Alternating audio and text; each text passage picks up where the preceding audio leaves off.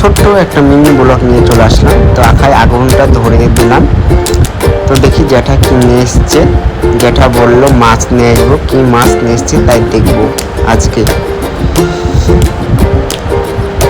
মাছটা ক্যারি প্যাকেটে আছে মোটামুটি।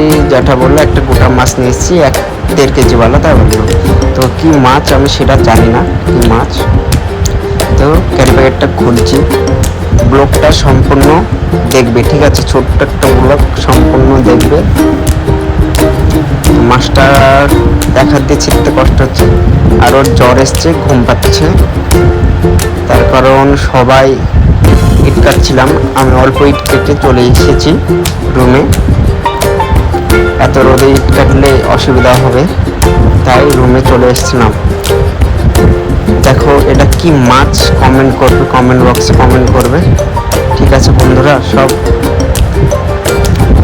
মাছটা কমেন্ট করবে কি মাছ অবশ্যই।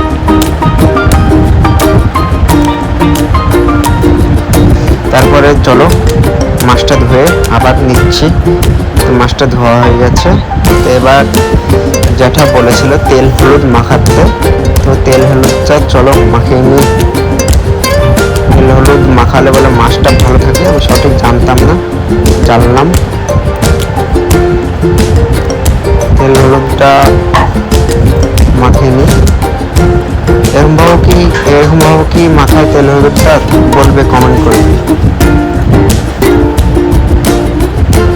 জানি না তোমাদের মতন হবে কি তেল হলুদটা মাখানো, প্রথমবার করছি তেল হলুদ মাখানো। বিদেশে এসছি মানে বন্ধু খেতেই হবে। তো তেল হলুদটা মাখানো হয়ে গেলে দেখো তো কেমন লাগছে বলবে।